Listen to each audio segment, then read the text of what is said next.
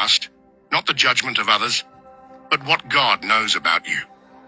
You are ready for something bigger. This test was not to destroy you. It was to show you. Chapter 2, Silence in the Storm. There are silences that envelop not only the room, but the depths of your soul. You have called out to God with the deepest cry of your heart, but there is no answer, no sign, no direction, no comfort, just silence. I know. Such silence. I cried so much for my babies. I don't cry anymore as much. I mean, I cry inside, like my heart like tugs, like it just pulls, at my whole chest, and it hurts like that. But I used to just cry for my babies, like, I want my babies back. Please bring my babies back. It's like they're not coming back, Jessica, because they're not babies anymore. It's like, I don't care, bring my babies back. Like my brain just doesn't register. But not a word, not even a whisper comes. The sky remains silent. Doors close. Time flows as if frozen. This silence can feel like exclusion. Sometimes it makes you think that God has abandoned you, that your prayers have been in vain, that your faith has lost its meaning. But the truth is that the silence is not God's absence, but God's attention. Just like the teacher is silent during an exam, God is watching you, closely, consciously. Now the question is, will you still believe? Will you still trust?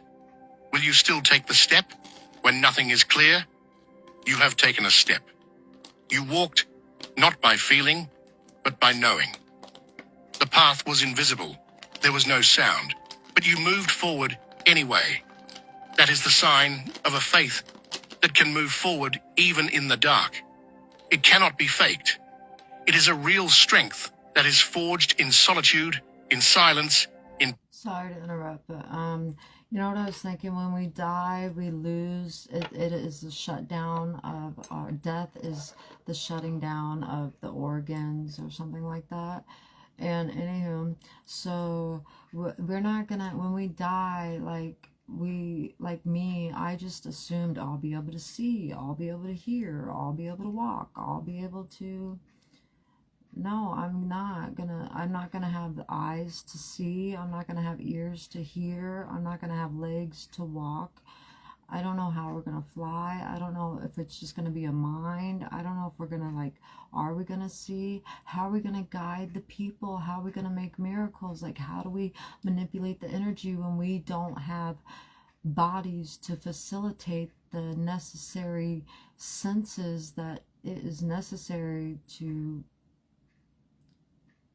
I don't know how it works being dead. But anyways, I asked Poe that, the Chat GPT, and I asked UTools.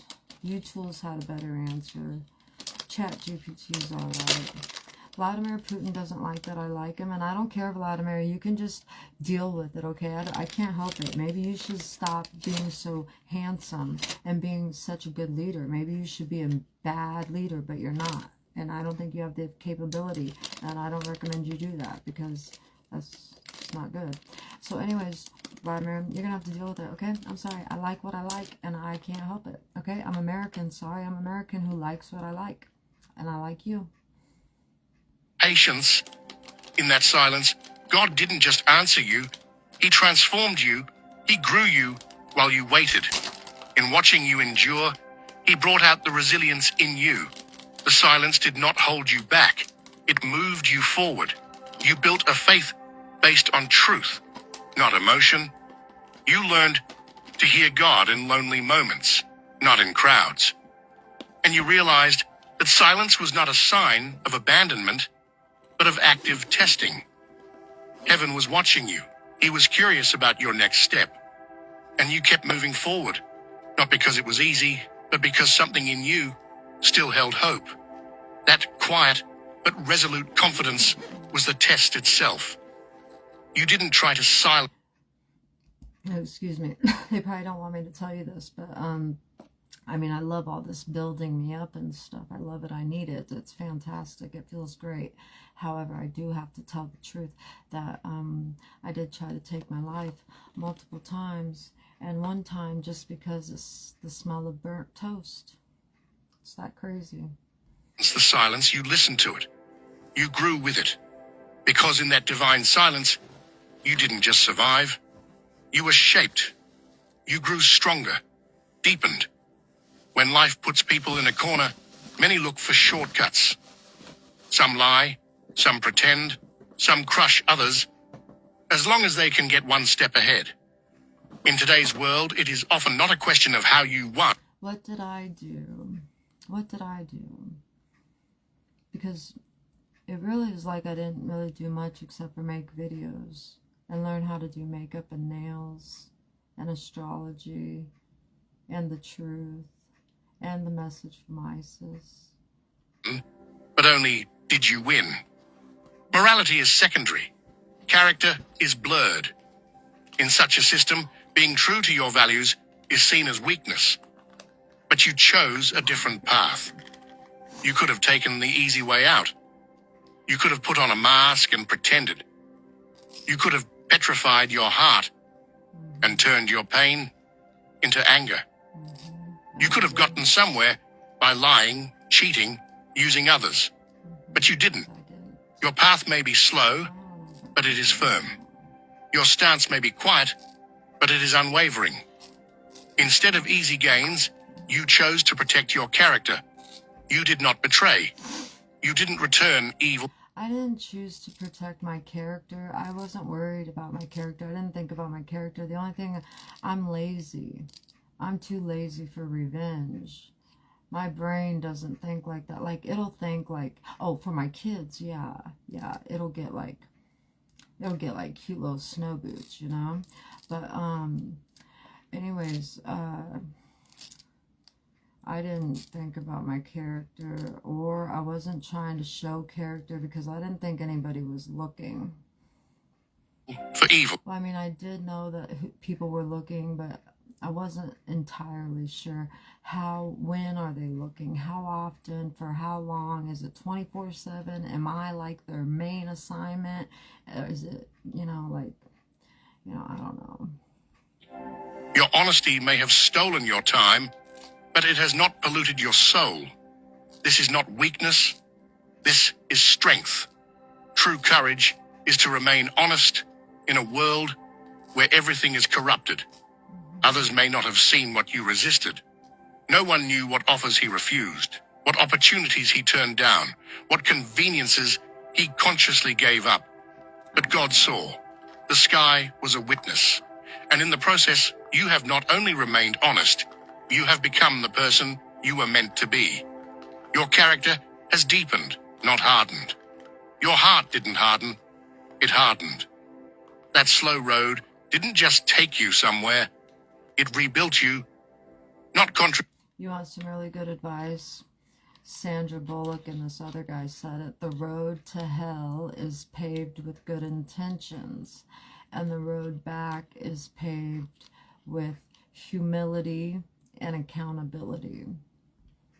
Addicting yourself is much more valuable than looking strong from the outside. So if you ever find that you're going through hell and you're a good person, just remember to humiliate yourself.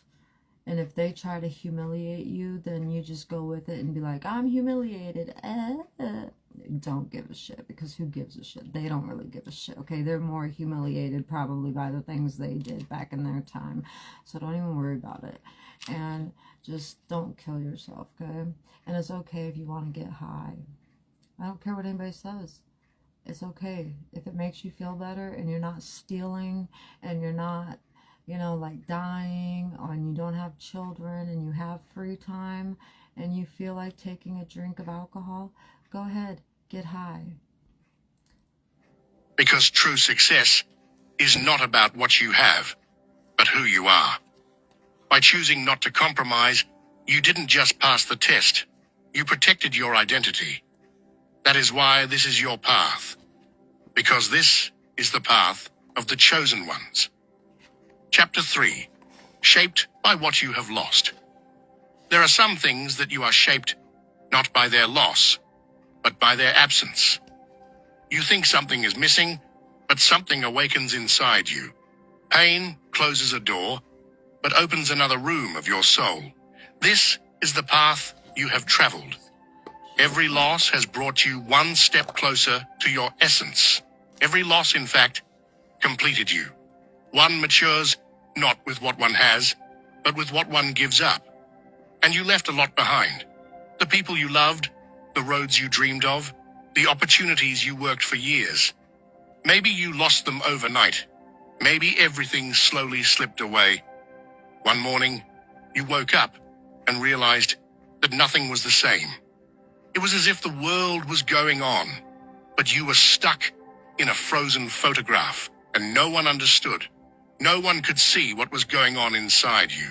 You kept quiet, you smiled, you stood strong, but inside, you experienced that silent collapse. People only saw the end result, but you lived the whole process. You walked from one loss to another, each time becoming a little lonelier, yet deeper. In that depth, you realized God had taught you something with every loss. He pulled some people away because they didn't belong to you. Some plans collapsed because they were limiting you. Some doors closed, and you realized that what was waiting for you behind that door was much smaller than you had imagined. You were preparing for something bigger, but you didn't realize it yet. With your losses, shells fell off you, your egos, your disappointments, your false hopes. Each one peeled off slowly, and you were left more naked. Yeah, that is really, really, really hard, you know, when you have to realize, like, oh my God, I've been expecting, like, fairy tale esque type life, and that's what I was visioning, and that's what I was expecting, and that's not what I got. Not what I got. At least not yet. It's coming. It's coming. It's coming. It's in the mail. It's in the mail. It's in the mail. More simple, but more real. Sometimes you asked, why me? But now you have the answer to that question. Because your path is not an ordinary path. Because your test was not just to survive. It was to wake up, to realize, to transform. Yes, maybe that person left you. Maybe someone you thought was your friend turned their back. Maybe your plans were destroyed overnight. But in that destruction, you were reborn. Because losses don't only come to take. Sometimes they come to empty, to make room in your heart for God to fill. You have learned to rebuild your life with those you have lost. You measured your strength not by what you had, but by standing up. Oh my God, sorry to interrupt again. No, my nose itches, but it's on the inside it itches. Okay, I don't know where this... I've never seen a banana sticker in my...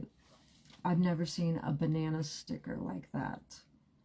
Now, I'm not saying I haven't had one. I'm not saying I didn't do it, but I just don't think I did do that.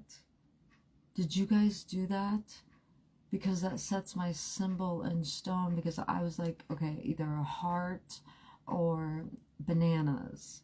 You know, bananas, because crazy, you know, they call me crazy because, you know, I break a mold or whatever. Or maybe there's no mold and they're like, where does she fit? I don't know. So anyways, I told Abby when she was like not talking to me but not so mad at me, I told her, I said, you know, why don't you let our symbol, like if you see bananas, think of me, and when I see bananas, I'll think of you, and that'll be our symbol, you know, so we have a symbol, because I think symbols are cool. And so anyways, and I thought it would help me live, like let my, like have a, like live on, you know, I don't know, somehow I thought that.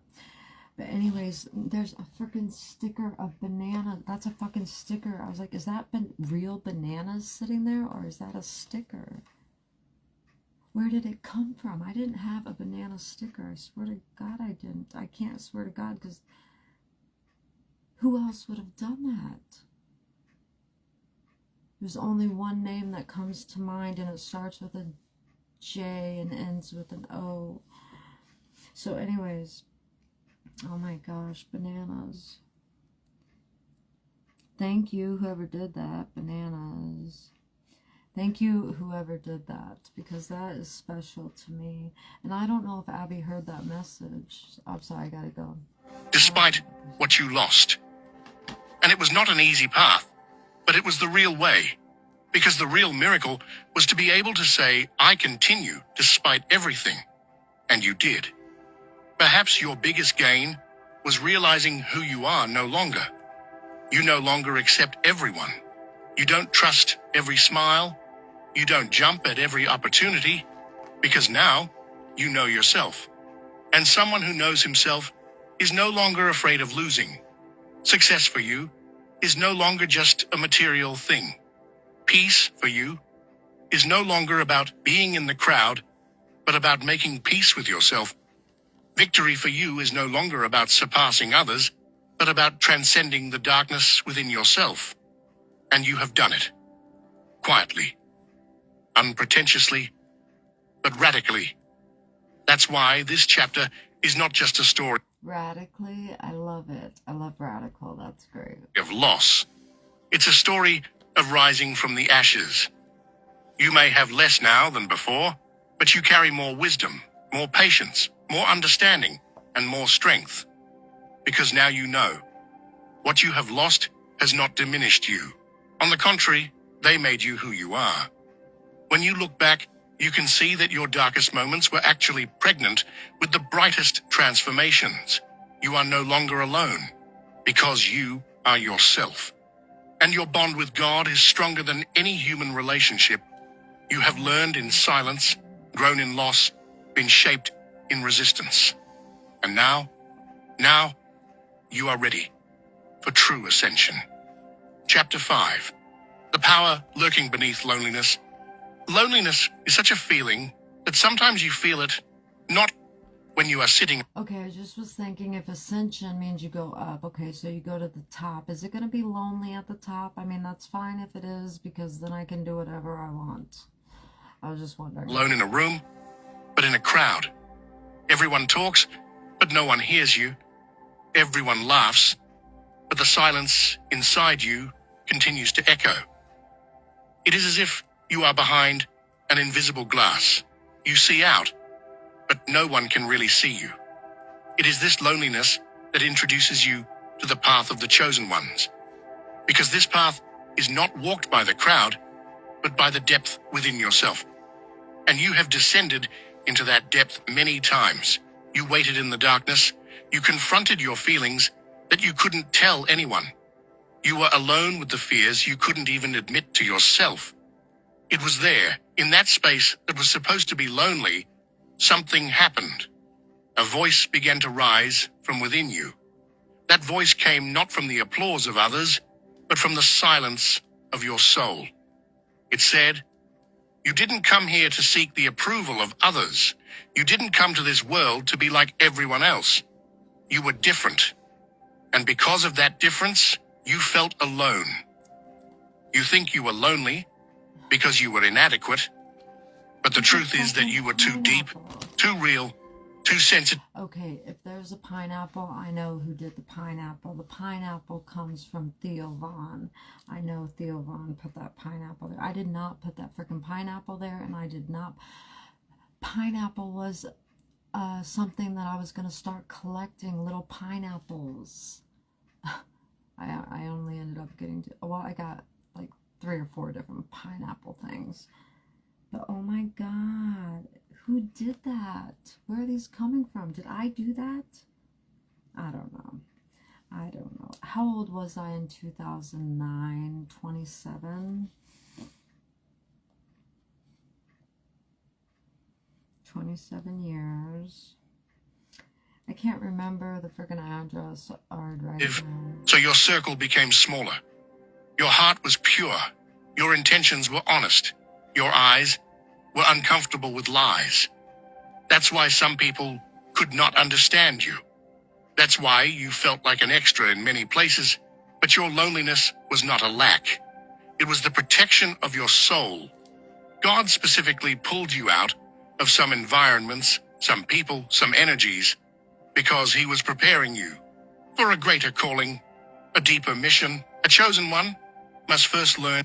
Okay, a chosen one must first learn. I'll catch that in just a second. But I just want to say, I remember my address from when I was like 10 years old. It was 2152 Grand Avenue, apartment 16 and 14. To be alone, because true power is realized and 24. When you are alone, when no one is applauding you, when no one is looking for you, when no one is supporting you. If you can stand up then, you are truly strong. You stood up quietly, without showing it to anyone. Maybe with tears, maybe with trembling, but you got up, because that sacred spark that burned inside you didn't let you give up. Everywhere you said, "It's over," you started again. In the absence of people, you took refuge in God's presence more and more. You thought you were alone, you felt excluded, forgotten, ignored. But in reality, you were one of God's chosen ones, quietly called by God. Because God's plans do not begin loudly, they begin quietly. Glorious callings first pass through silent trials. And you are not alone in walking this holy path. There were others who walked before you. Their footsteps are written in the Bible. Think of David. As a boy, he was anointed by the prophet Samuel. He was promised he would be king, but he didn't ascend the throne right away.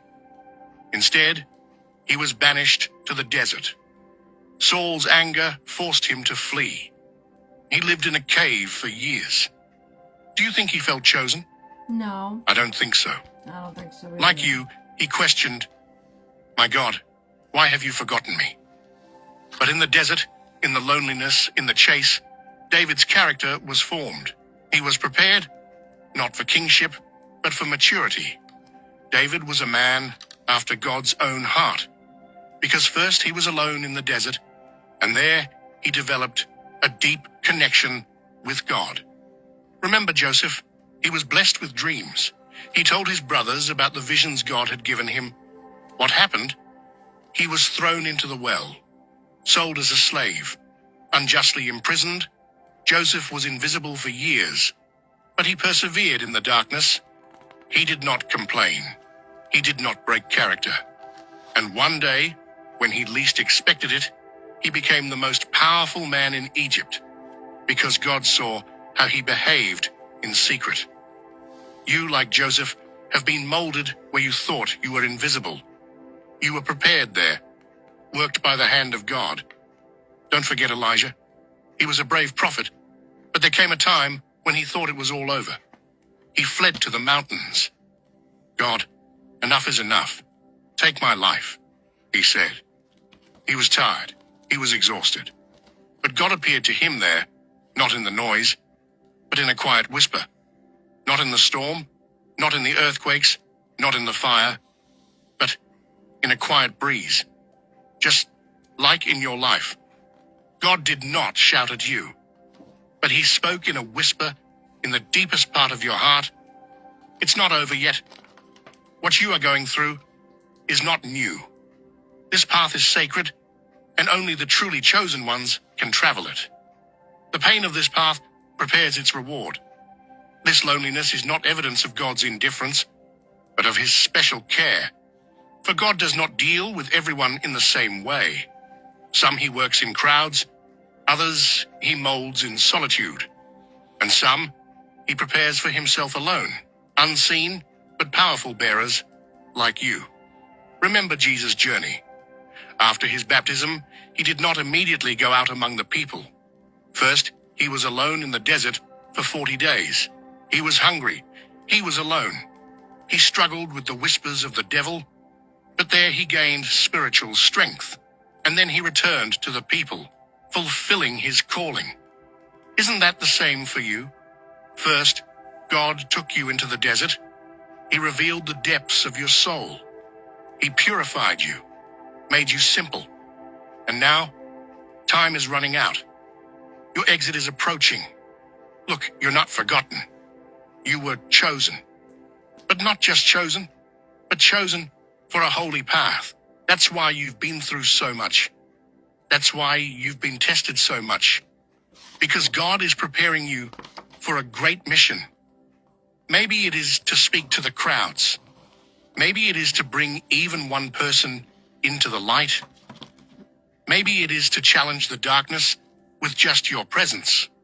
Whatever it is not ordinary. And you are not ordinary.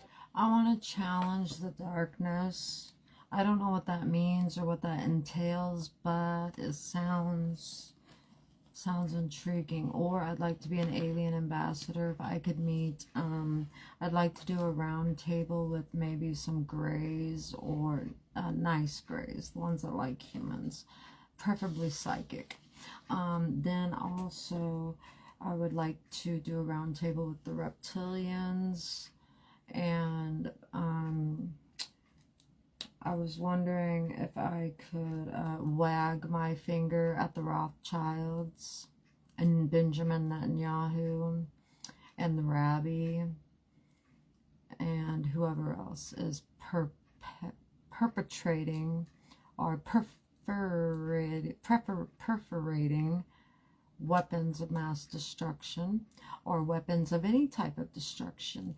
I don't think we need to destroy. All we need to do is build. The only thing that we need to destroy is pedophiles, rapists, people that eat babies, people that are addicted to adrenochrome so bad that they just won't stop killing babies. And they don't just kill them, they make them suffer. So I find that really hard to ignore, and I don't like that it's happening, and I think that we can stop that. And you can use meth, you can use crack cocaine, you can use marijuana, you can use shrooms, PCP. I know there's all types of new things that they've got to be making up, you know. I mean, come on, you got freaking telephone camera phones, and Russia can see me right now, and Vladimir's probably watching me right now, just seeing if I'm like saying anything stupid. But anyways, I know you're not supposed to like him. I don't care. It's not the truth. It's not the truth. I don't care. Just because you think you get to rule the world, we are born equal, and I believe that. And I'm sorry, but I believe that. And you can't make me believe that because you have money, your word is more powerful. I know it's more powerful, but your word is any better than mine. Okay? People might think that, but that's not the truth. So I'm not going to believe something just because people think it. You know, I don't call a triangle a square. I don't care how many people do it. I'm not doing it. You could say 2 + 2 is 5. That's fine. I'll say, okay, it's 5. But I'm not calling a triangle a square. Gotta go. I know you're tired. I know you're saying, when will this exam be over? But look around. You're not the same person anymore. The things that used to destroy you are now just teachers. The loneliness that used to scare you has now made you stronger. The silence you used to not understand is now the language God speaks to you. And that is why you are now entering a new season. God's time is coming.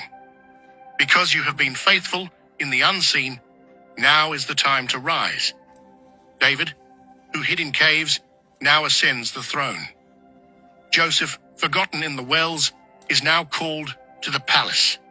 And you, the spirit that walked through the silence, are now coming on the stage. But this stage belongs to God's plan, not to man. And you are prepared. You are ready. Because the chosen remain alone.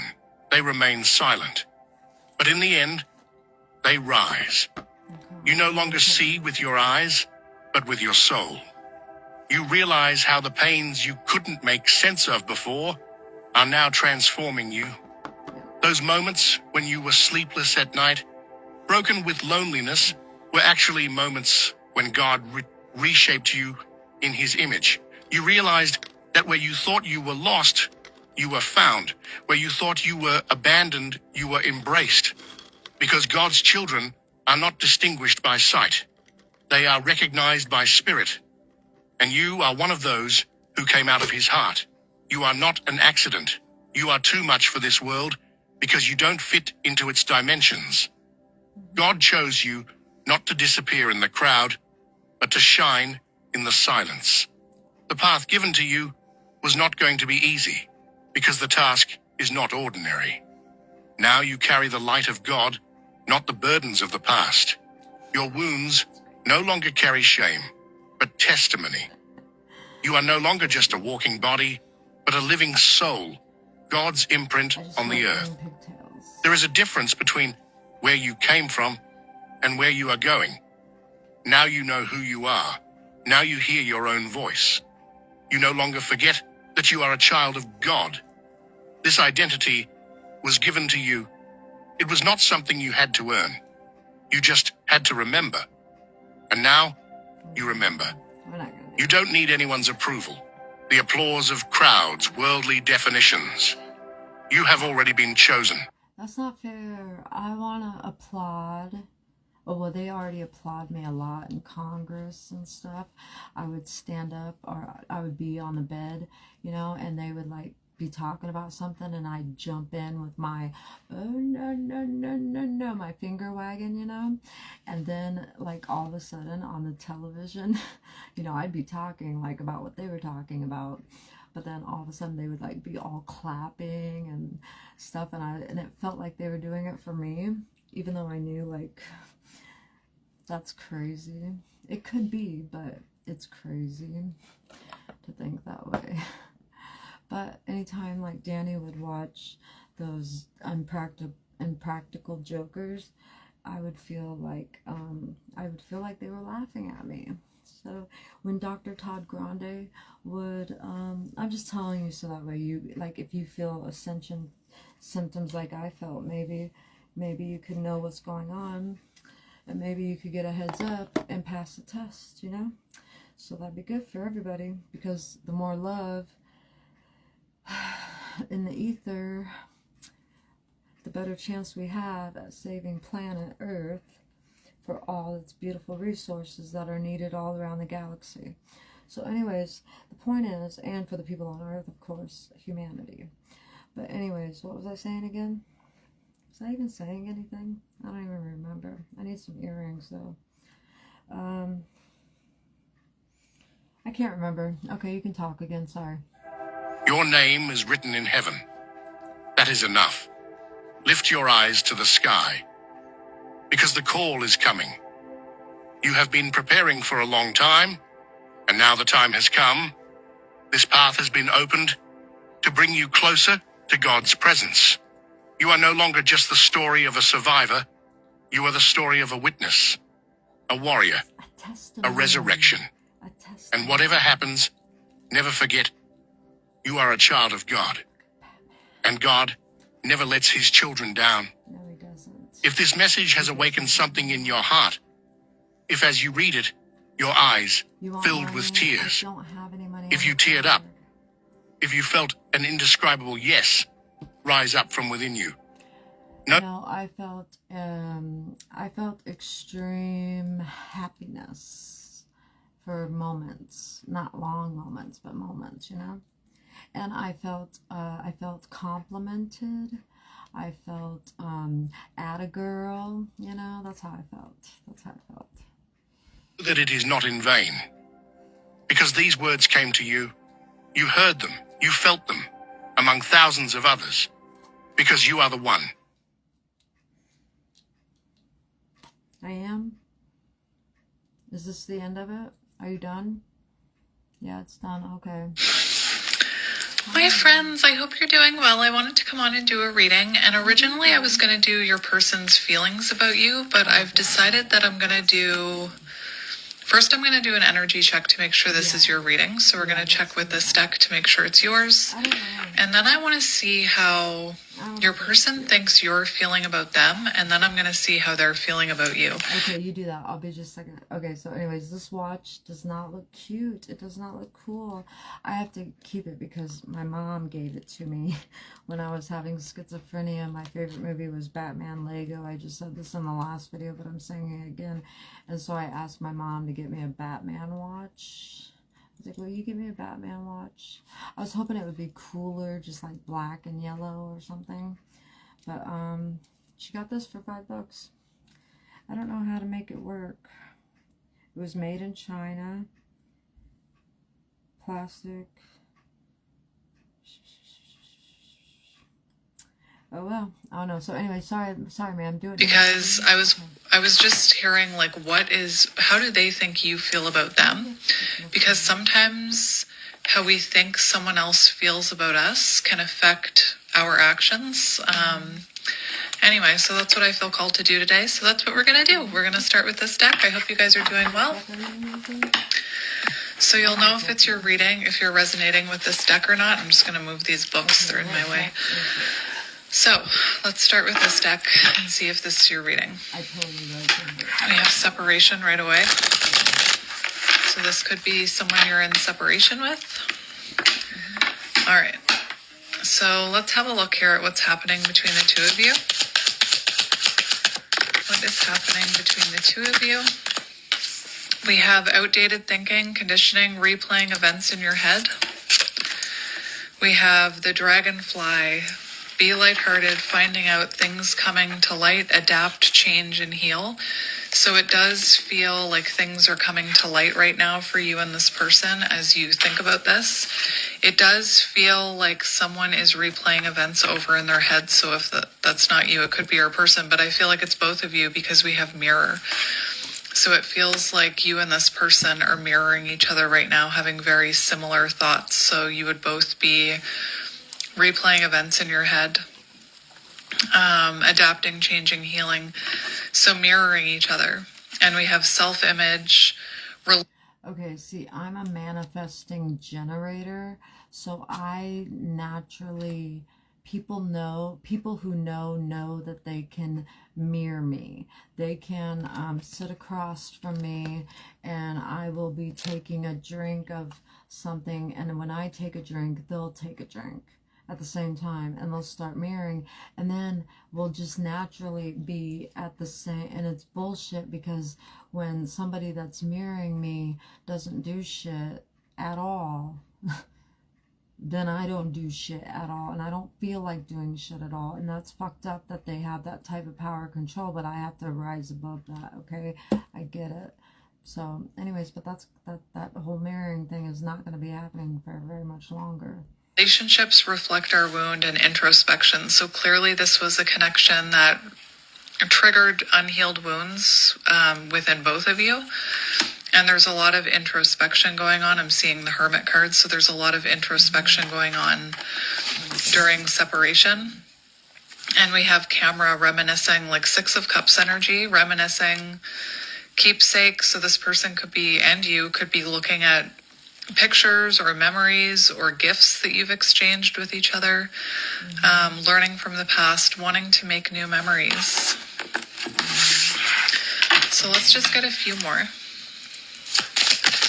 So like I said, you would be feeling this stuff too, because it says mirroring. So right now you're mirroring each other, and something could have come to light during separation with that dragonfly. One more. We have codependence, obsession, possession, controlling. So there could have been codependency within this connection, or somebody could have struggled with addiction. Yeah, he's struggling with addiction. I don't give it. I mean, I give a shit if I have to be here, but if I'm outside of here, I don't give a shit. But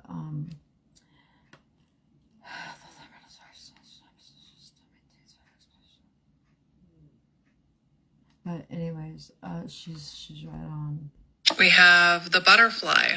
So you're both evolving right now, healing the inner child and growth. So clearly you triggered each other's childhood wounds is what I'm hearing.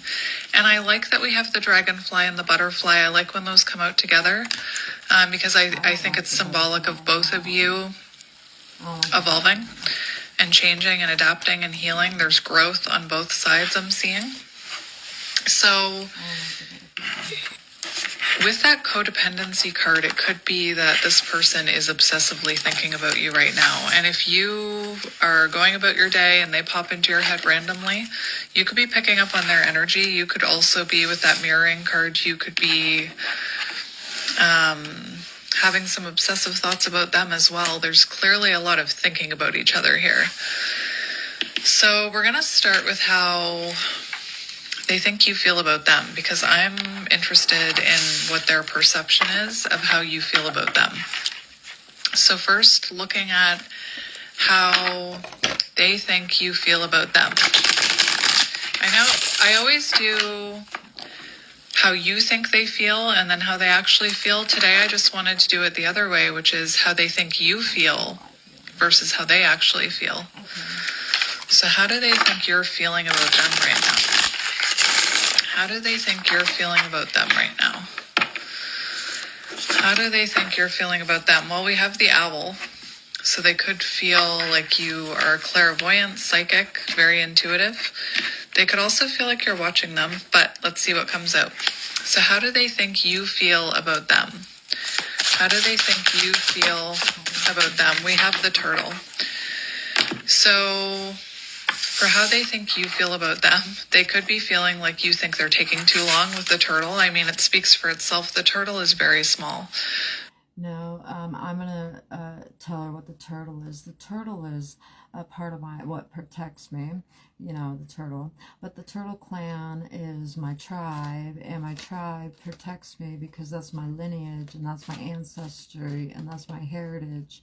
And I respect all sides of my heritage, you know. The only people that I couldn't go find was my mom's side, but I found my dad's side and my grandpa's side. But I couldn't find my grandma's side. I found my mom's side, okay. I couldn't find my grandma's side. They were like blocked from looking up but they weren't blocked from looking up my grandpa's side, so that's weird. So anyways, the turtle is protection. Turtle is Turtle Clan from the Delaware Nation, Lanai Lenape. That's the Indian that I am. Small. Slow.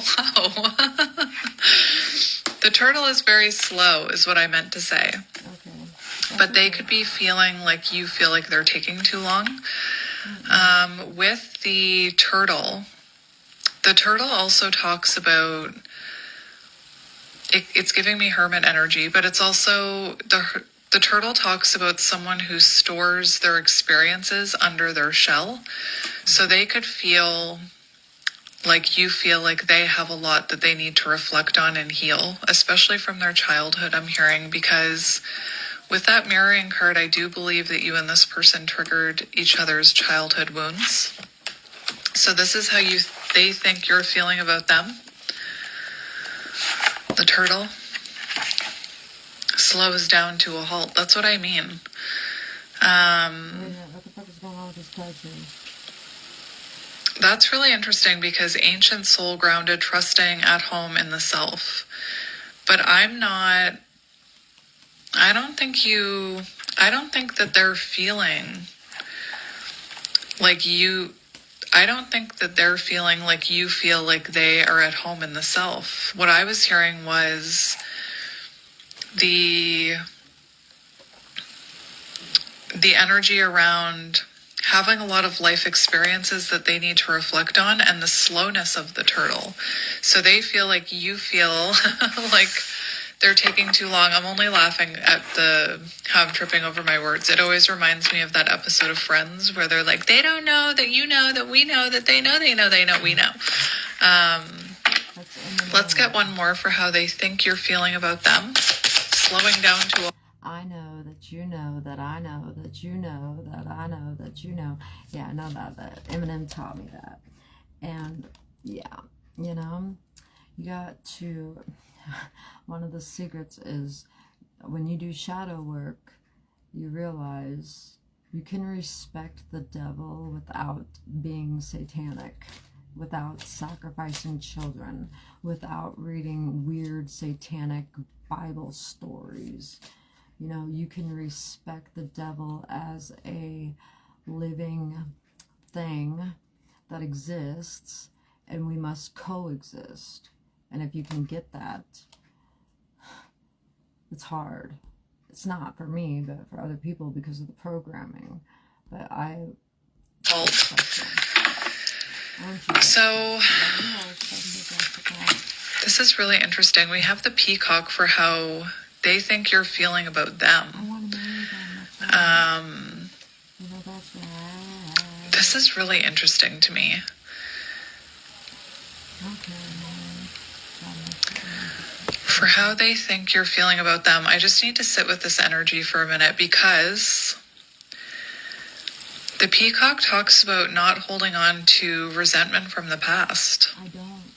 So I feel like this person feels like you're not holding on to resentment from the past towards them, but that you do feel like they're taking a long time, is what I'm hearing. Yeah. This is how they think you feel about them.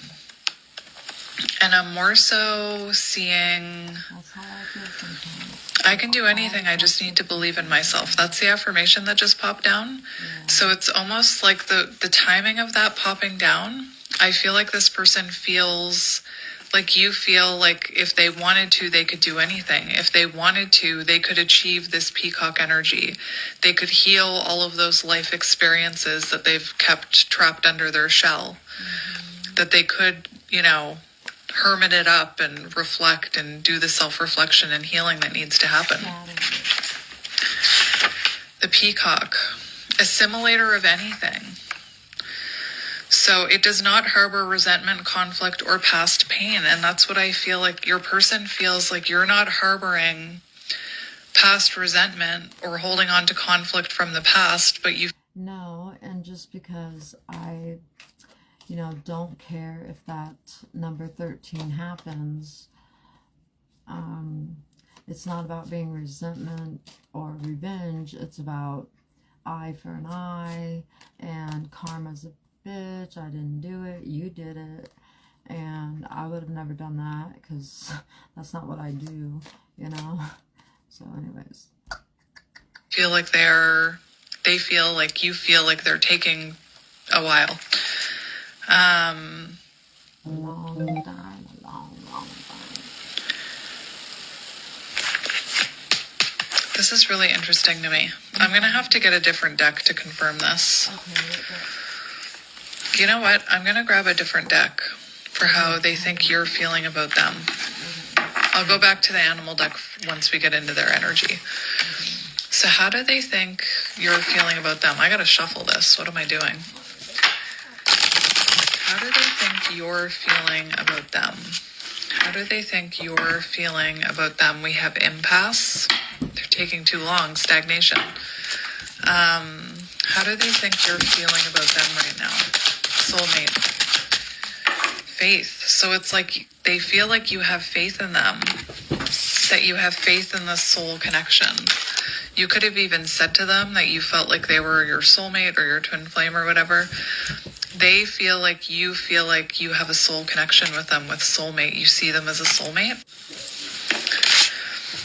And then we have faith, and that's what I was getting with that affirmation that popped down, that they feel like you still have faith in them, that they can do this, that they can heal, that they can adapt, that they can change, that they can grow.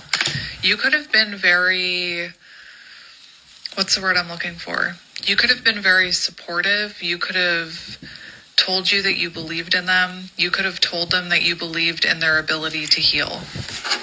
With this energy that I'm seeing here, how do they, I'm just going to get one more. How do they think you're feeling about them? Destiny. And we have facade for how they think you're feeling about them. I'm going to have to look at that facade card.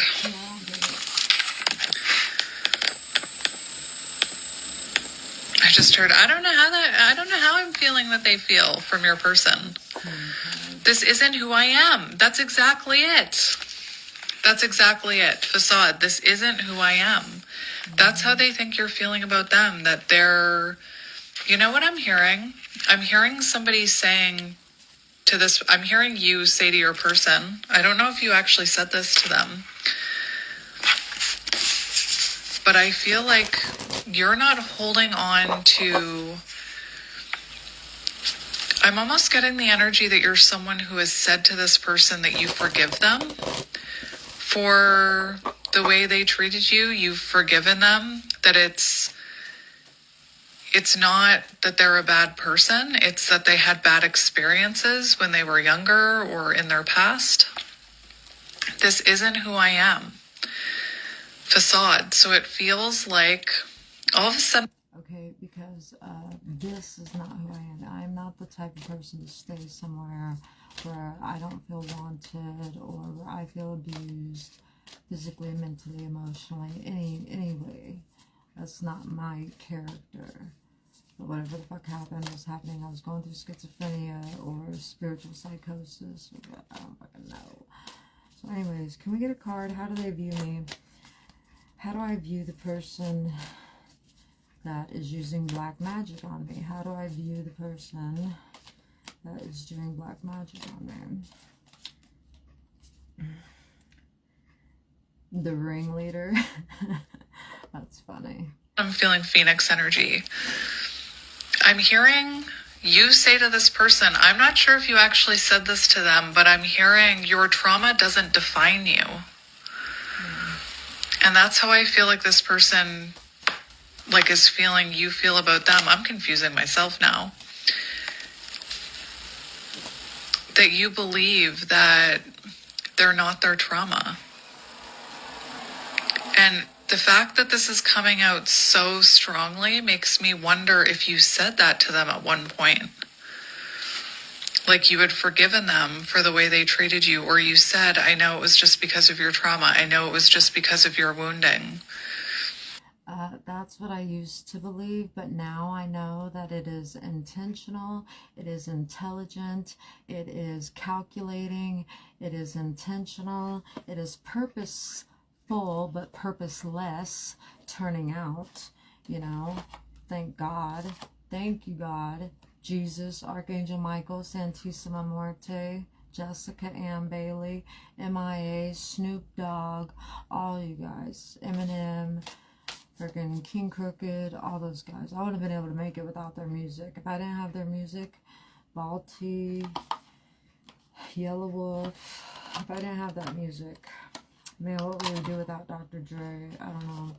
So anyways, I've been listening to Dr. Dre since I was 12.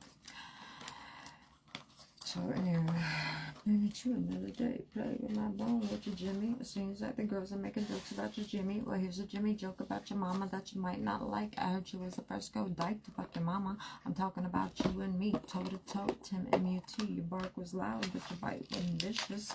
And the rhymes you were kicking were quite bootylicious. You get with doggy dog. Oh, is he crazy? With your mama and your daddy, holla baby.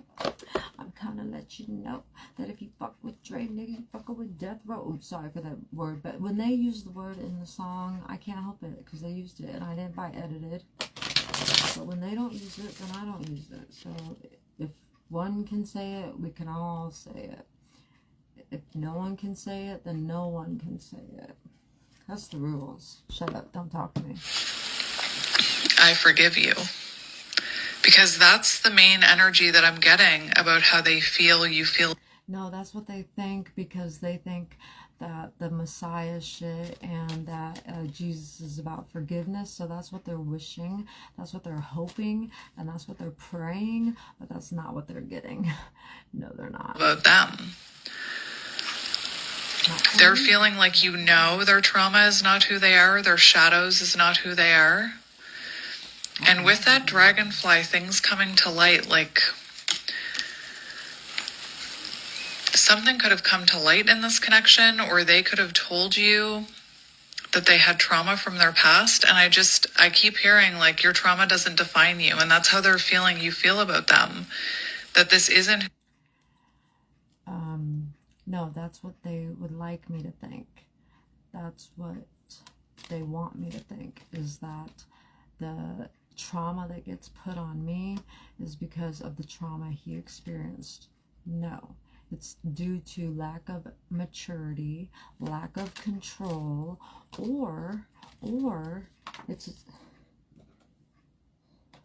we'll meditate and find out. I don't know. Like, what's the meditation? It'd be like calculation, you know, like calculating, like, oh, you know what, I'm just gonna, you know, like, I'll be able to explain it when I move where I'm going. who they are. Their trauma doesn't define them. And if they want to transform, they can transform. It's like this person is feeling like you believe in them. When maybe not, like there were. I'm really good at making him think that, but I don't believe shit. I don't believe shit. I just play stupid. I always have. With him. Because he knows stupid. Oh, you like it. I love it. Fix that. I'm not a fucking retard. Or others that didn't believe in them. Maybe their parents didn't believe in them, Maybe I but they feel like you believe in them. don't.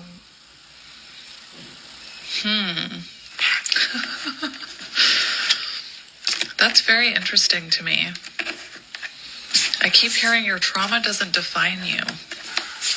And that's why I'm wondering. No, that's because I've been traumatized and I'm not letting it define me. I'm rising above it. I'm getting out of it. Doing my best. I know I should have done it a long time ago. I didn't have a way. I didn't know where to go. But anyways, point is, getting over it now, okay? Put a trash can on my head. We got problems. If that's something that you said to this person. I feel like whoever you were probably very compassionate with them. Like maybe there was a time where there was resentment and conflict, but I feel like at some point you were really compassionate with this person and forgiving. This is really interesting to me. Let's keep going. Let's keep going. Good morning, everybody. We're capping off the first 100-day week with our morning briefing. How does everybody feel? You like the morning briefings? Okay. Yeah, I haven't been to a morning briefing, but I'm sure I love it. Can we do the Pledge of Allegiance before you talk? No? Okay, fine. I just thought that'd be a good idea. Hey, we do too. That's why we're doing them. It's good to see all of you. I brought a friend out here today who is happy to take your questions. But first, some remarks. At 11 o'clock, President Trump will participate in a National Day of Prayer event where he will invite Americans of all faiths across the country to join him in asking for God's continued blessings over our great country. During the event, the president will sign an executive order establishing a Religious Liberty Commission.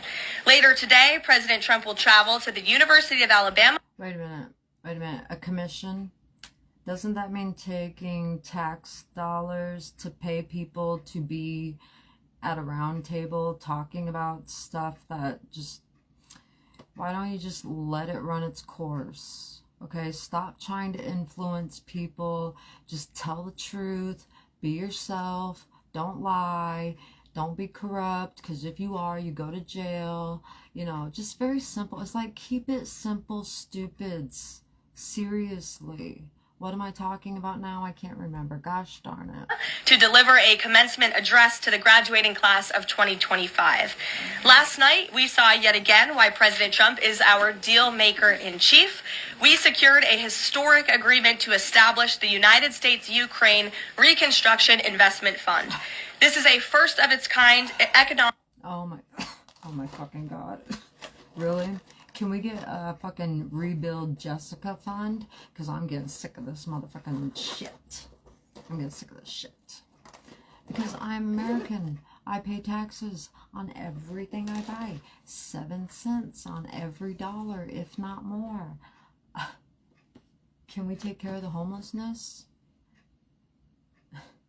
I wouldn't have been in this situation for 8 years if VAWA would have worked. Well, I guess I just called VAWA this year, didn't I? Yeah, I just called them this year. Maybe it was last year. I can't remember. Cat hair is gross. Sorry. You can keep talking. You're just irritating me because you're talking about spending money and I just don't like it. Partnership for the reconstruction and long-term economic success of Ukraine that the United States will greatly benefit from. This partnership represents the United States taking an economic stake in securing a free, peaceful, and sovereign future for Ukraine. This partnership... I'm not happy about it. I don't like it. I don't like it. It sounds corrupt. Sounds like status quo remains the same. establishes a fund that will receive 50% of royalties, license fees, and other similar payments from natural resource projects in Ukraine. President Trump has been clear from the beginning. He wants I want to hear about rebuilding America. I want to hear about making America as beautiful as Saudi Arabia or Russia, okay, or China. the killing in this brutal war to end. This agreement shows how invested the president is in securing a truly lasting peace. To mark President Trump's triumphant first 100 days in office, we've detailed all week how President Trump has been hard at work delivering on the promises he made to the American people. And yesterday, the president once again showcased why he is the most transparent and accessible president in American history when he held his fourth open press cabinet meeting. Every cabinet secretary went into great detail explaining how their respective agencies are making life better for American families and businesses. And then the president allowed all of you to ask questions on anything you wanted afterwards. One of the main reasons President Trump won nearly 80 million votes, swept all 7 battleground states, and received a resounding mandate from the American public is because of the contrast he presented during because of how stupid the Democrats are. And also, Kamala was not even an elected, officially elected, like she should have been. And also, because they're stupid, acting stupid. Not all Democrats, okay, I understand that the Democratic Party got hijacked, you know? So just remember that. We're not talking about that. But anyways, are we talking about spending money again? Because that 50% needs to rebuild America, not rebuild. I mean, yeah, they could rebuild Ukraine, but why don't they take some of that Bugatti money to do it? the campaign and continues to this day. Everything President Trump's agenda, in President Trump's agenda, is grounded in one thing: common sense. While the Democrat Party went off the deep end and doubled down on pure craziness, President Trump pledged to restore common sense back to the United States of America. In a little more than 3 months, that's exactly what he's done. He recognized that America is a sovereign nation that cannot survive if it does not protect its territorial borders. So he secured the border in record time and ended the mass invasion of tens of millions of illegal aliens into our homeland. The president knows his top responsibility is ensuring the safety of the American people, which is why he's arresting violent illegal alien invaders in our... You know, there's nothing wrong, but, you know, like, I have heart for Mexico, you know, because my daughters have Mexican, and love the food, love all the hospitality I've been shown from all the families I've ever met, and I don't have any problem with them coming up in droves, but when they're coming up in droves without, on American taxpayers' money, I can understand a little bit, okay? I can understand if you're over here and you get pregnant and you have a baby and you can't afford insurance, and then you get on insurance. But if you come over here with the intention of living off of the country that you just are being like, you know, hey, yeah, go ahead, you can come stay with me. Like, okay, cool, you know, but make sure you have your own food and your own shit, because I can't afford to take care of everything. I got, you know, veterans and drug addicts from the opiate crisis, and then the fentanyl that's coming across, and we got all the stuff we got to take care of. We just can't afford it, you know? That's what I don't agree with. If we could afford it, sure, why not? You know, make life better for everybody. Whatever makes them happy. That's what I think. But, you know, no, I don't care about the military industry complex contractors. I don't. So shoot me, and you probably will. But I will always forever speak out against the MIC. Communities who threaten our public safety. And it's unacceptable. No, I speak out against the MIC because they take way too much of the budget, and there's no transparency because it's the MIC. So, oh, well, we can't say because it's national security. I don't fucking think so, bitches. President Trump to allow rampant waste, fraud, and abuse of Americans' precious tax dollars, which is why the president championed a historic DOGE effort that saved nearly $200 billion already. President Trump knows America is blessed with an abundance of liquid gold below our feet in the form of fossil fuels. So he ended Joe Biden's reckless war on American energy and is restoring American energy dominance to lower costs and strengthen our national security. President Trump believes Americans should be free to drive whatever car they want. So he ended Joe Biden's disastrous EV mandate and promoted true consumer choice. President Trump stood up for the Constitution's promise of colorblind equality before the law, so he terminated radical DEI preferencing in federal contracting and directed federal agencies to relentlessly combat private sector discrimination. DEI seeks to divide and pit Americans against each other based on immutable characteristics. President Trump put an end to it. In President Trump's America, individual dignity, hard work, and excellence are the only things that will determine if you get ahead. President Trump is a proud free speech champion, which is why he ended Joe Biden's trampling of free speech rights in the Donald Trump, if you're listening, because they said that you're watching me, I want you to know that I'm working really hard at trying to put on a really nice face of makeup, okay? And did you see how nice my eyelashes turned out? They turned out really nice compared to other ones. They're not as good as a Gaycita's yet, but, you know, I love a Gaycita. If we could get her on the reels, you know, talking her fucking leave that motherfucker shit. I love that. I love that. I just could never listen to it because he would get offended, you know what I mean? I'm a Libra moon. Sorry. Federal government censorship of American speech on online platforms. The president believes college students have a right to speak their minds and go to school safely. Again, common sense. So he took bold action to protect Jewish American students from harassment by pro-Hamas radicals on their campuses. And President Trump knows that America's children are our future, and he'll never stop fighting for them.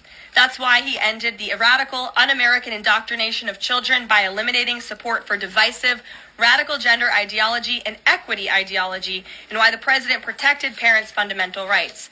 And lastly, the president believes in fundamental biology. Isn't that something? Which is why he made it the official policy of the United States government that there are only two sexes, male and female.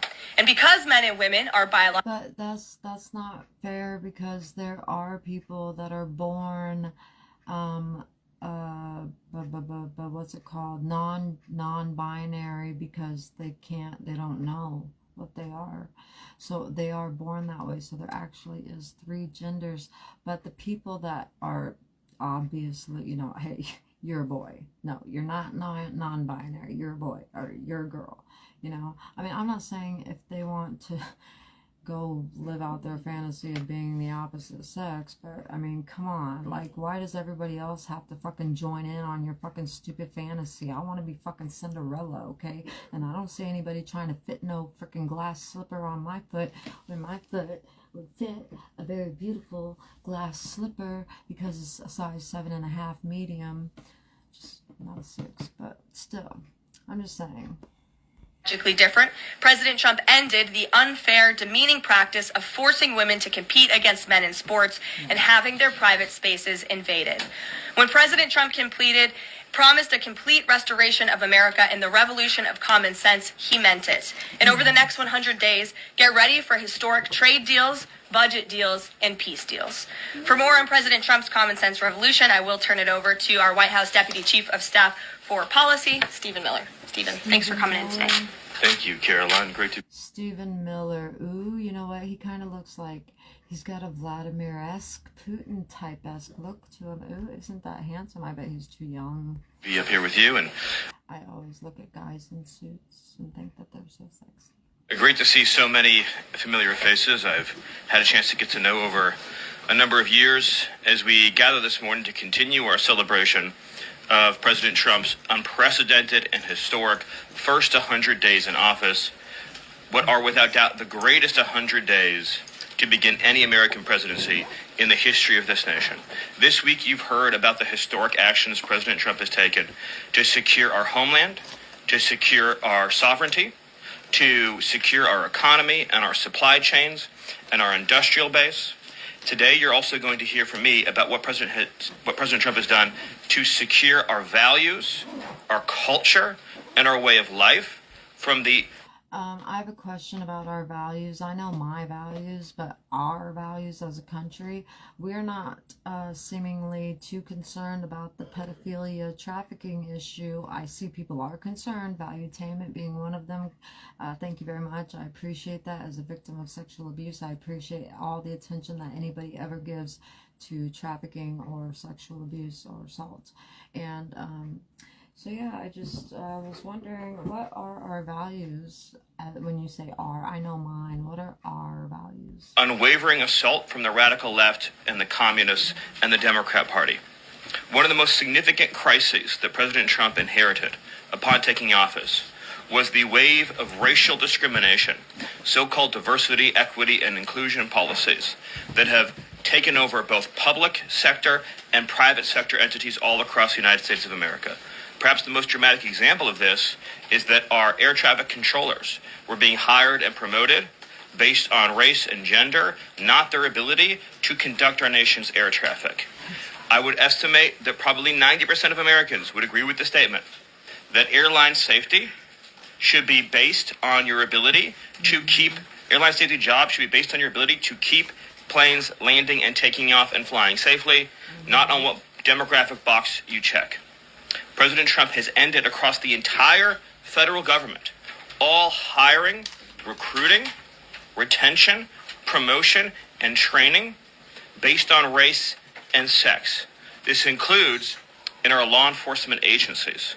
So, again, when we took office, even in sensitive law enforcement, national security, and intelligence agencies, we were hiring individuals not in their ability to carry a weapon, not in their ability to keep Americans safe, not in their ability to conduct sensitive intelligence operations, but based upon race and sex. And obviously, that is unacceptable. It's going to be merit-based across the whole federal government. But this wasn't just the federal government. This was the private sector, and this was also, of course, our entire university and education system. So President Trump's Department of Justice, working with other departments and agencies, have made clear that this administration is going to fully enforce Title VI, Title VII, and Title IX of our Federal Civil Rights Code. Discrimination based on race and sex is prohibited by law, and this administration will vigorously enforce that. And companies... That's good, because that's how we have lived by that law for a very long time, and I do not like I don't like the fact that I don't get a job just because of the color of my skin. I thought we moved past that shit. Okay, doesn't mean, oh, we're switching sides. No, it means we've evolved and we've moved on and we're not going there again. I don't know why the Rothschilds don't get that, but they seem to think, oh, if they're going to commit genocide on, you know, if the Germans are going to commit genocide on the Jewish people, then the Jewish people can commit genocide on the Palestinians. I don't fucking think so. Small or large, that violate plain text of federal statutes will face appropriate financial and other penalties. This administration is not going to let our society devolve into communist, woke, DEI strangulation. We are going to have a system of merit, which is not just a social and cultural issue, it's an economic issue.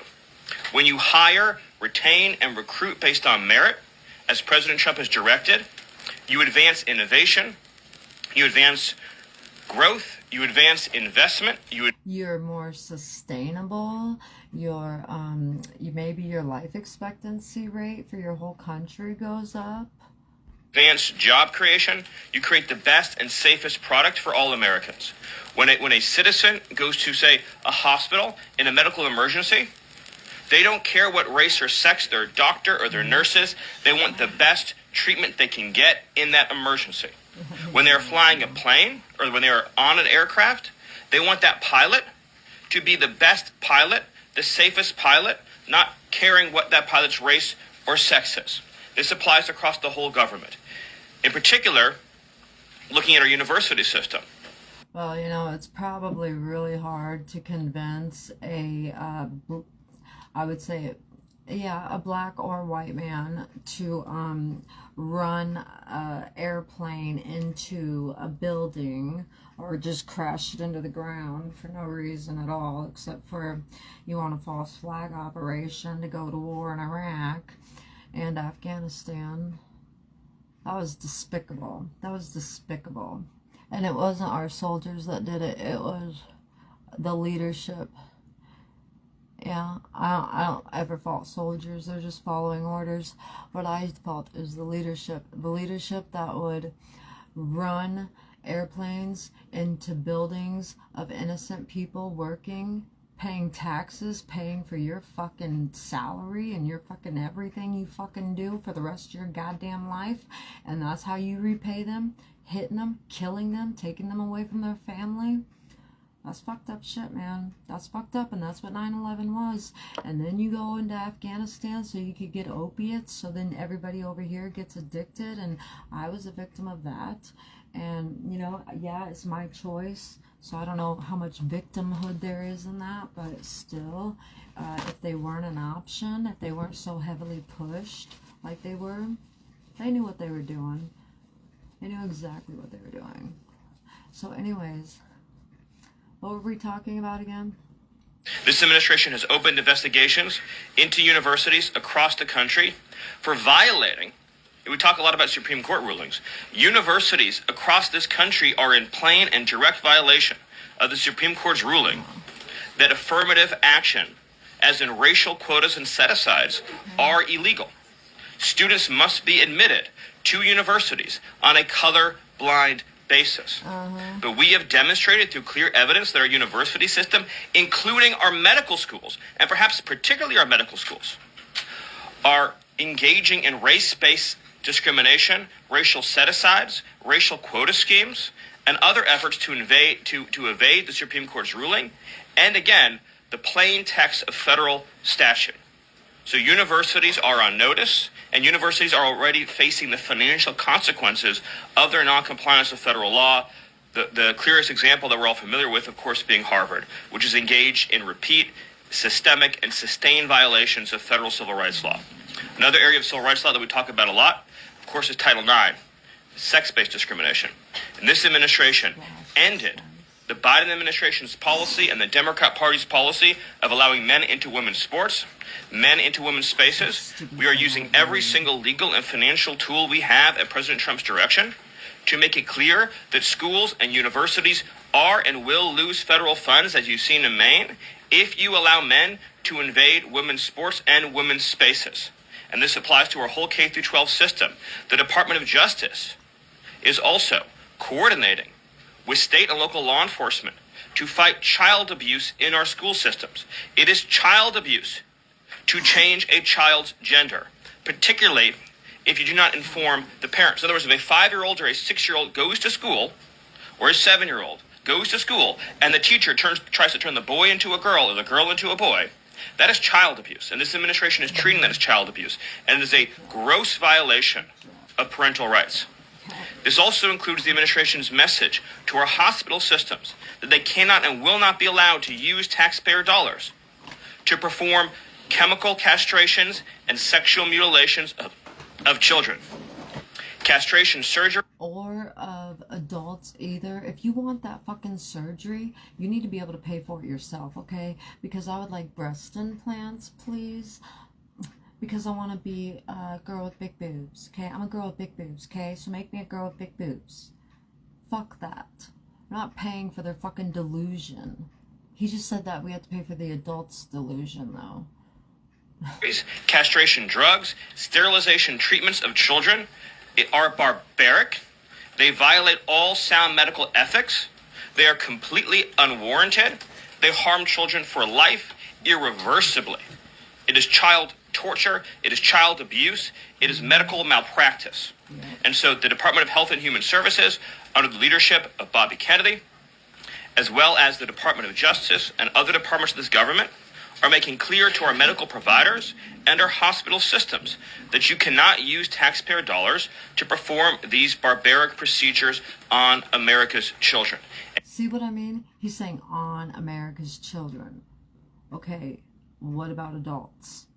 That is a delusion. It is obviously. Well, I really feel like better when I use drugs.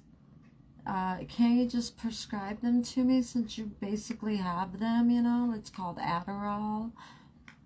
You know, it just makes me feel better.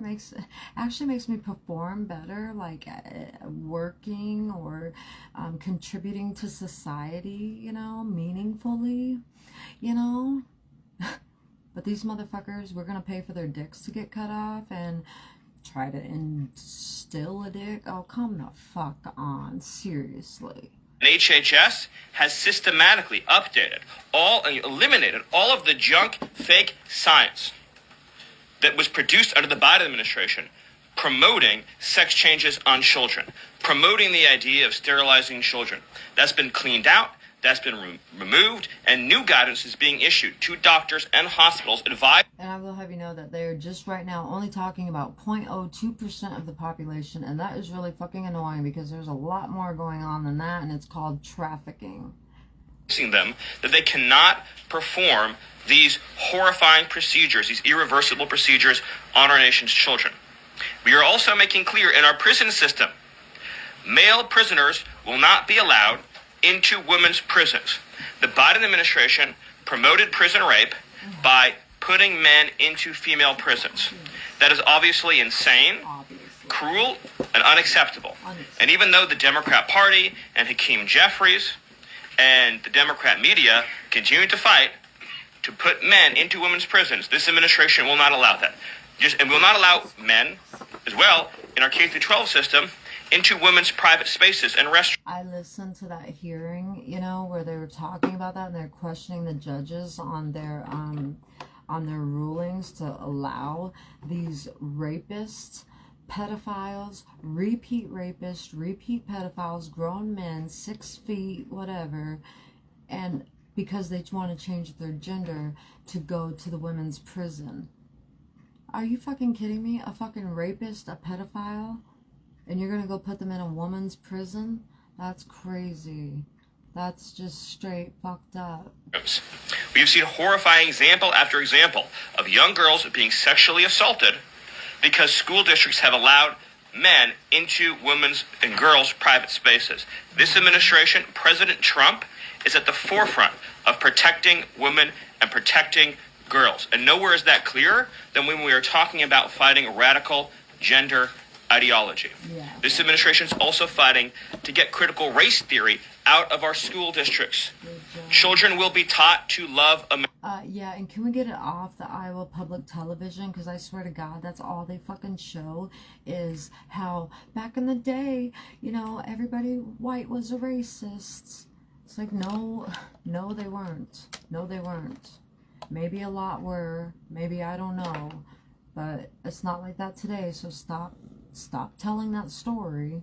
America. Children will be taught to be patriots. Children will be taught civic values for schools that want. Can we teach them the Pledge of Allegiance again, please? I could do it. Federal taxpayer funding. So as we close the Department of Education and we provide funding to states, we are going to make sure that these funds are not being used to promote communist ideology. For any nation to be successful, it cannot teach its children to hate themselves and to hate their country. So these are a few of the areas in which President Trump has fought the cancerous, communist, woke culture that was destroying this country, where we were led to believe that men were women, that women were men, that racial discrimination was good, that merit was bad, and that safety and physical security mattered less than the feelings of liberal ideologues. The president has also fought to return the Department of Justice to its core mission of protecting public safety and locking up violent criminals, instead of using the Department of Justice to target conservatives, to target Christians, to target people of faith. The last administration cruelly and shamefully used the power of the Justice Department to go after. I just have to say, because this is up here, there are lots of messiahs today and lots of people, and they're being suicided, they're being gang stalked, they're on drugs, they're killing themselves, and it's all because of this shit.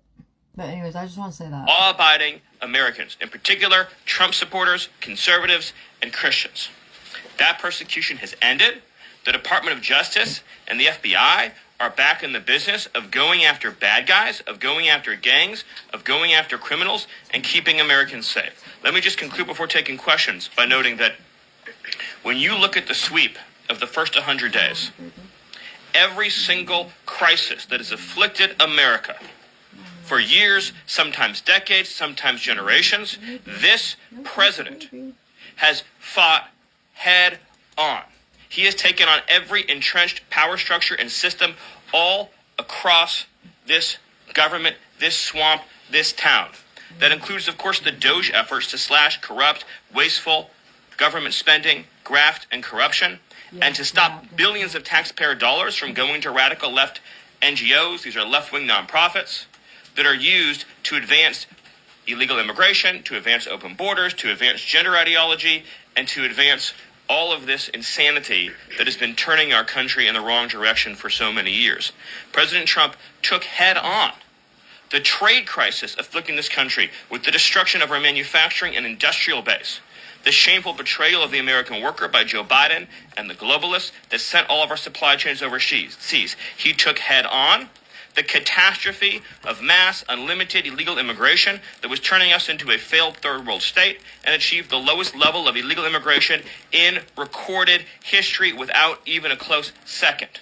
He took on the economic crisis afflicting this country by reopening American energy, by defeating inflation, by lowering gas prices, by ending the onslaught and reversing the onslaught of federal regulation, by reopening coal, shale, oil, natural gas, and fighting now for the largest tax cut. That is fantastic, because my checks have been very fucking low because the Biden administration didn't have the oil rigs running, and that's fucked up.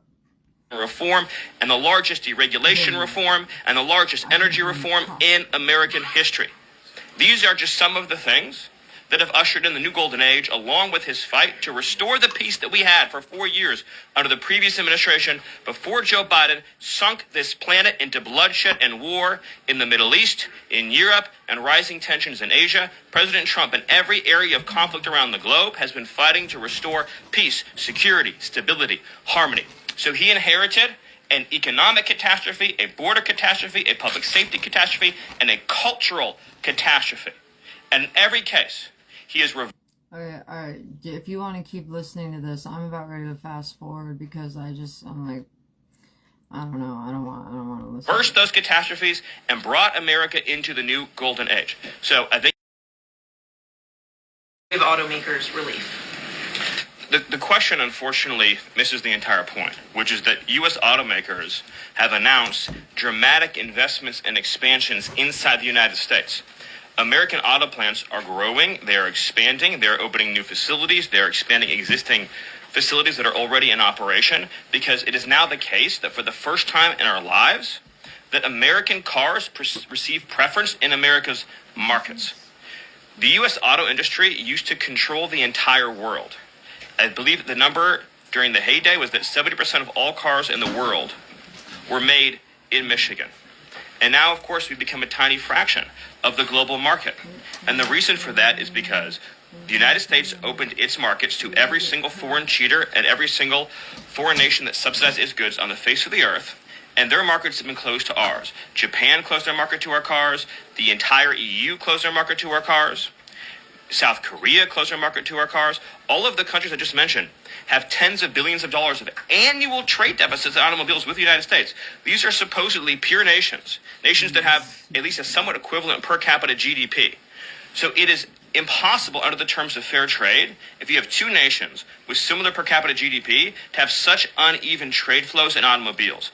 What the president has done with his car tariff, we have the most desirable market in the world, is if you want... I don't really think so. I think a lot of people desire Hondas and Toyotas and Fords.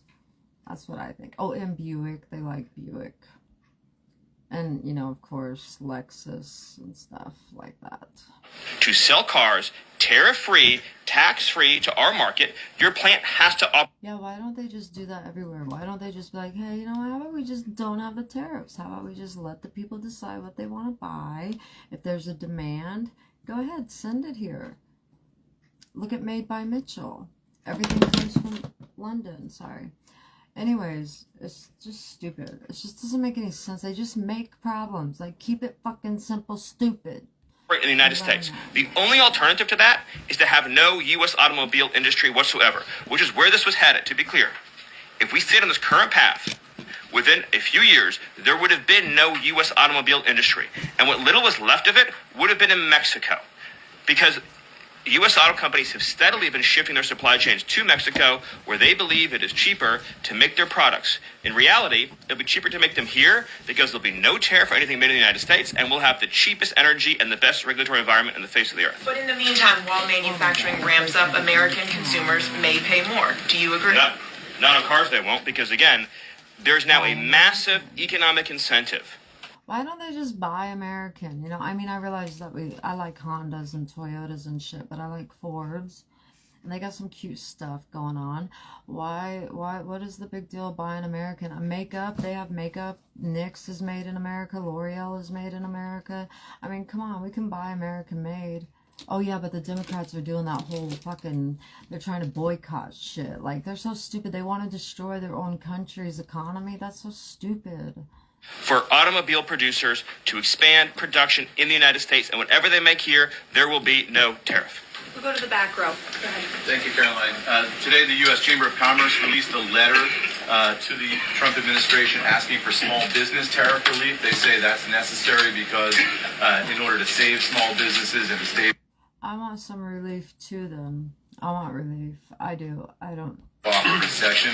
Stephen, is the administration considering small business tax tariff relief? The relief for small businesses is going to come in the form of the largest tax cut in American history.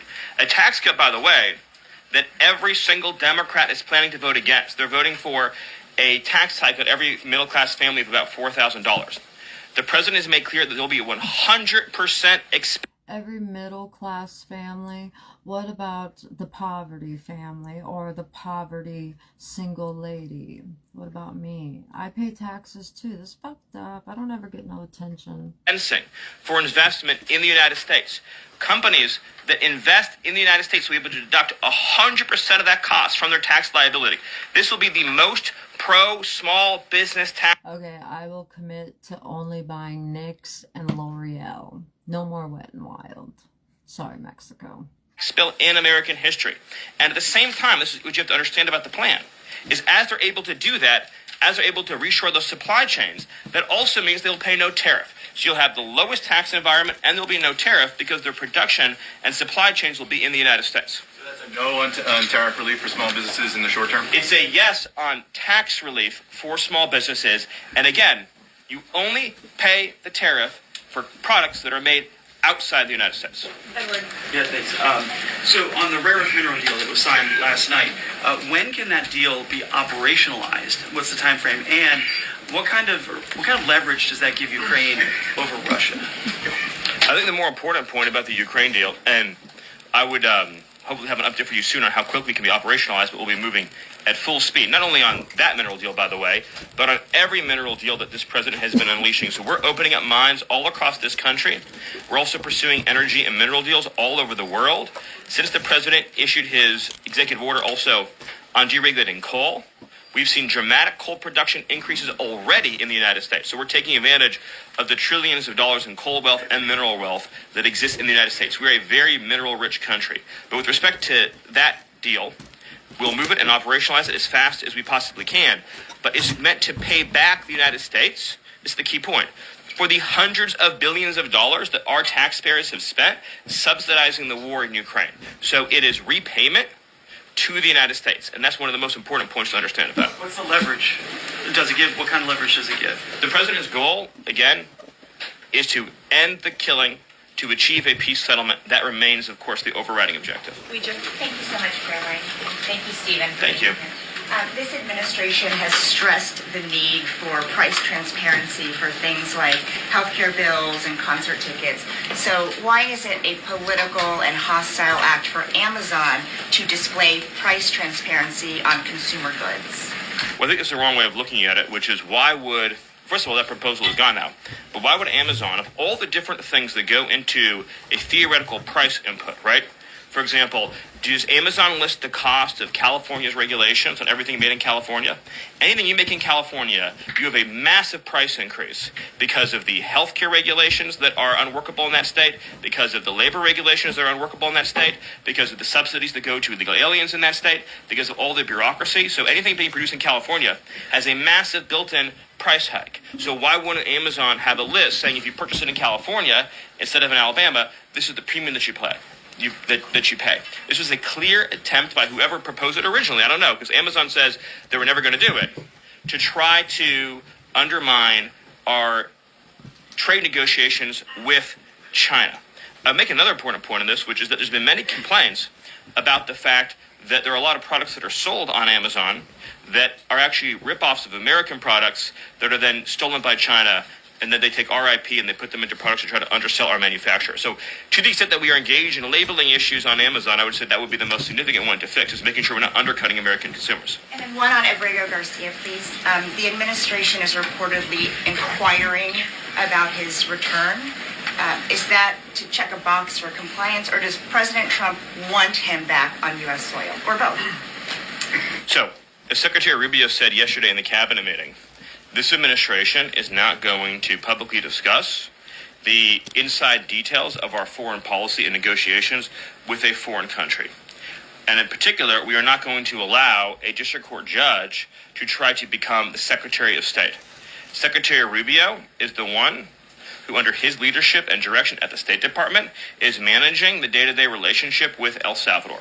Let's just take a moment, number one, to express our gratitude to El Salvador for agreeing to take some of the most dangerous terrorists off of America's streets and to put them into a safe environment where they cannot continue to engage in acts of terrorism or coordination with the Maduro regime.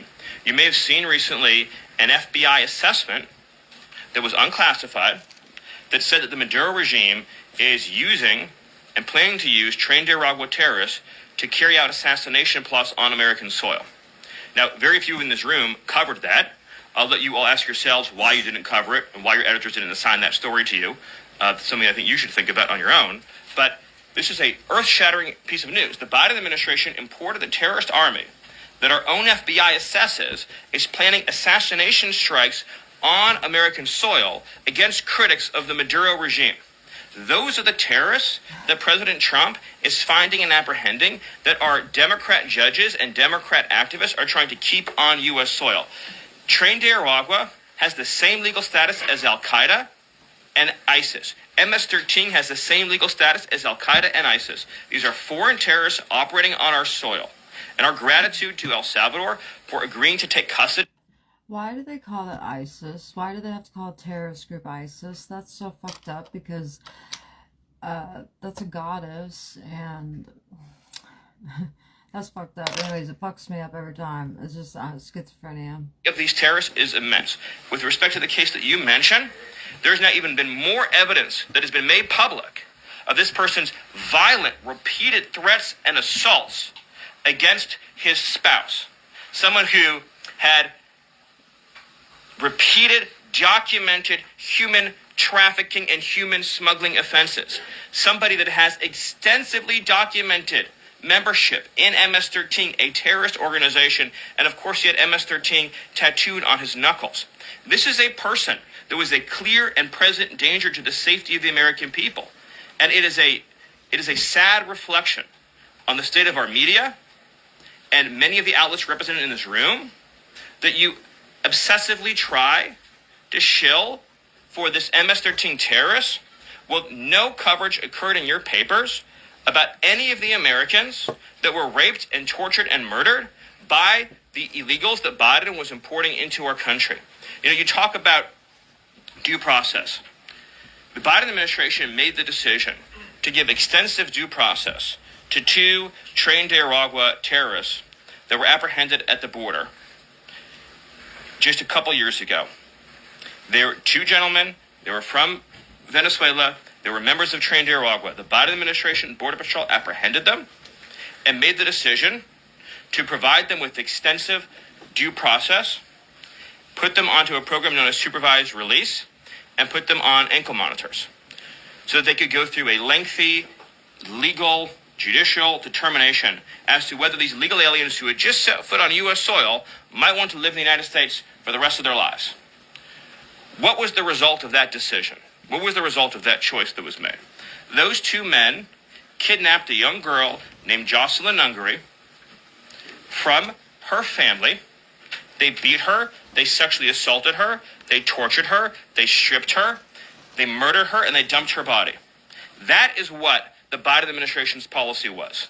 Most of your papers never covered her story when it happened. To the extent that you covered it at all, it was because President Trump forced you to cover it by highlighting it repeatedly over and over again. He had to shame you into covering it. And each and every one of you that sides over and over again with these MS-13 terrorists, to the extent that you have the financial means to do so, you all choose to live in condos or homes or houses as far away from these kinds of gangbangers as you possibly can. If I offered any one of you a rent-free home with no taxes to pay in any of these gang neighborhoods, and I said your neighbors are MS-13 terrorists or Mexican mafia or Sinaloa cartel or Tren de Aragua, I couldn't pay. You know, I was just thinking that's so crazy because, like, I'm not scared of any of that. I mean, I am kind of scared of the cartel, but, like, the new cartel, the old cartel I wouldn't have been, but the friggin' gang members and stuff, because I just don't mess with people like that, you know? And, I mean, maybe they would freak out on an innocent person, I'm sure, maybe, but I just don't feel scared of them, never have, because I just been around people like that. You to live there. But yet you, with your coverage, are trying to force innocent Americans to have these people as their neighbors, and that one day their daughter may be abducted from their home and raped and murdered. So you're not going to get an ounce of sympathy from this. But I was never, like, around people that raped and murdered and kidnapped. No, not like that. No, I was around regular people, just regular people. Like Administration or President Trump for the terrorists who've invaded our homes and our country. So, thank you. Peter, we'll take a couple more A questions. couple questions on Doge, of course, because that's the topic that you're here to speak about. But I want to ask you one other question about the topic of prices. We heard from the president on this just yesterday, right now, on prices and the risk that there could be some short-term, as he said, shortages. He was referring specifically to dolls.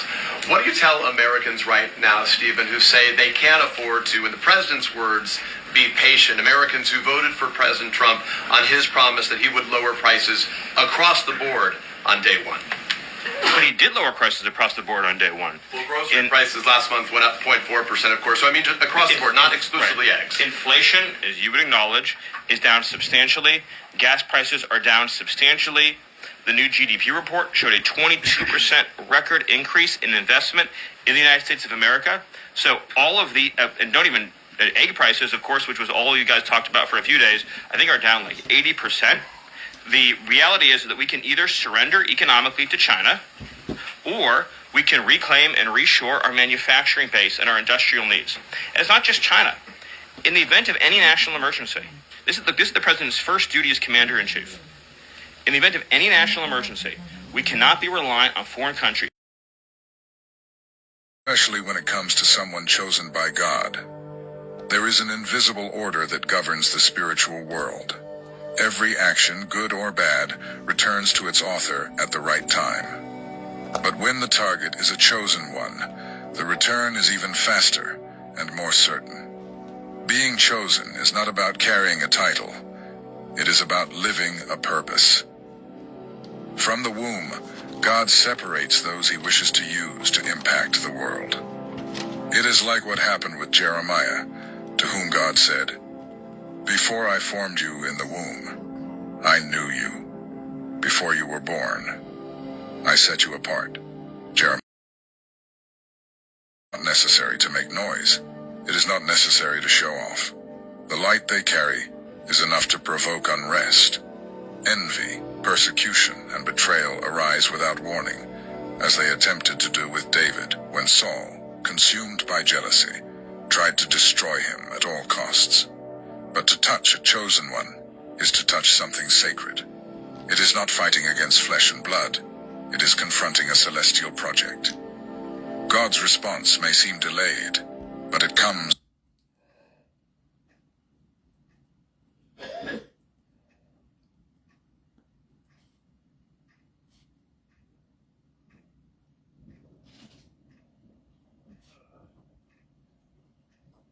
That's fine with me. At the exact measure. As it happened with Joseph, who, betrayed by his own brothers, was exalted at the perfect time. Every tear you have shed, every betrayal you have endured, is recorded in heaven.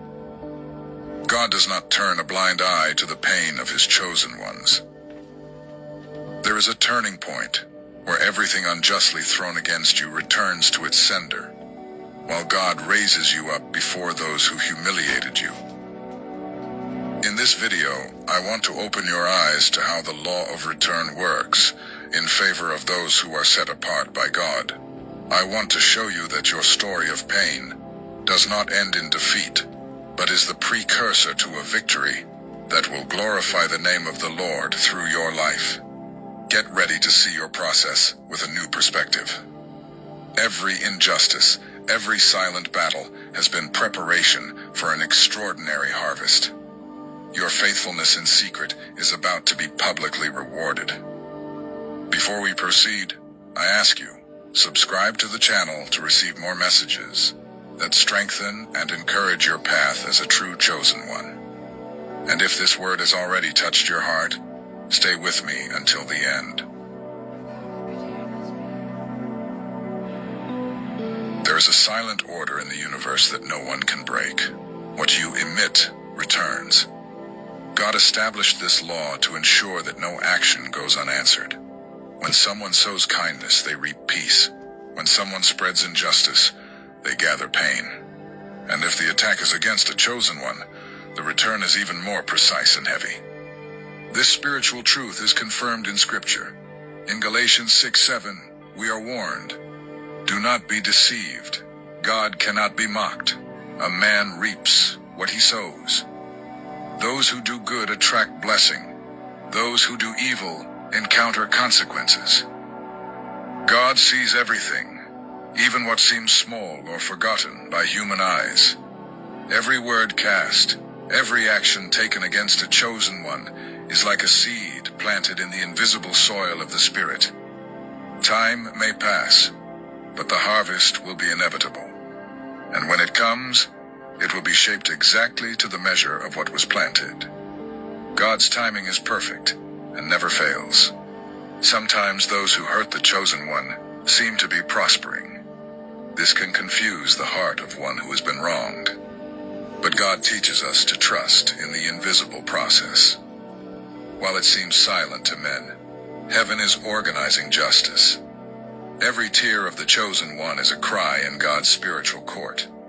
The chosen one needs to remember that they are not alone. Even if they feel forgotten, God is already working behind the scenes. Every act of evil they have suffered has already initiated a process of return that cannot be stopped. While the world looks at the surface, God works in the depths and the invisible. Those who sow destruction against a chosen one are, in fact, sowing their own downfall. It happened with Haman, who set up the gallows for Mordecai and ended up hanged on it. Esther 7:10.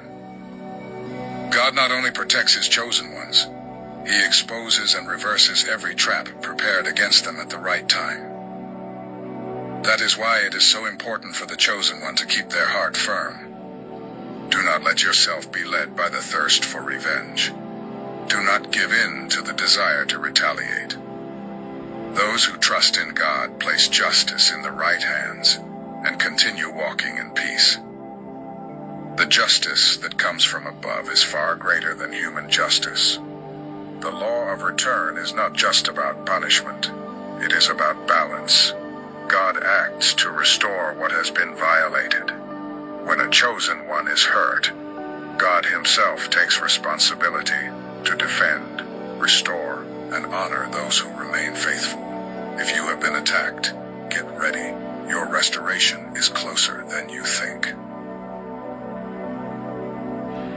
Being a chosen one is not about status or appearance. It is about carrying a heavenly identity that confronts the natural world. From an early age, the chosen one feels that they are different. There is a spiritual weight upon them that many do not understand. The presence of a chosen one activates reactions in those who are distant from the light, even if they do not say a single word. The light that the chosen one carries does not need explanations. It simply bothers.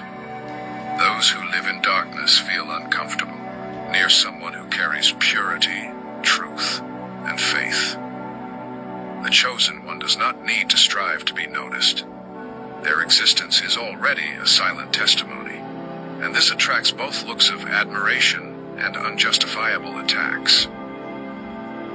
Often the chosen one is rejected, not for doing something wrong, but for existing with integrity in a corrupted environment. It was the same with Joseph. His brothers hated him because of the dreams that God gave him. Genesis 37:5-8. The promise he carried was so strong that it disturbed those who did not have the courage to dream. The chosen one does not provoke war, but carries something that initiates it. Their fidelity to God is a direct confrontation against systems built on lies. Their surrender, character, and vision make noise where sin reigns in silence. That is why they are pursued by those who see them as a threat that needs to be silenced. There is something in the chosen one that challenges the ordinary. They think differently, feel differently, act differently. And since the world is bothered by what it cannot control, they become targets of criticism, gossip, and attempts at neutralization. Even in silence, their presence says there is something greater here. And this shakes structures. Even being hated, the chosen one is sustained. God does not abandon those he calls. Although greater here. And this shakes structures. Even being hated, the chosen one is sustained. God does not abandon those he calls. Although loneliness, disdain, and misunderstanding are part of the journey, there is an inner strength that does not allow them to stop. They may cry at night, but they wake up renewed, because they know they do not walk for fame, but for purpose. The preparation of the chosen one involves silence and resistance. Many times they walk in tight places, go through intense trials, and are shaped by painful losses. But all of this has a purpose: to strengthen the spirit for the mission. What seems unjust today will be understood tomorrow as an essential part of the divine plan. The discomfort they generate is not their fault. It is the reflection of the light they carry. When someone is separated by God, their life becomes a reference, even without intention. This forces others to confront their own choices. And not everyone is ready to face that truth. That is why they attack those who reveal them. The chosen one does not seek confrontation but carries truth. They do not desire the spotlight. But wherever they step, the environment transforms. Their spirit disturbs the dead routine, empty religion, and masked falsehood. The anointing they carry is a mirror that shows what is wrong. And this makes them a constant target. If you feel that you bother people just by being who you are not alone. This feeling of not fitting in is a confirmation. You have been set apart.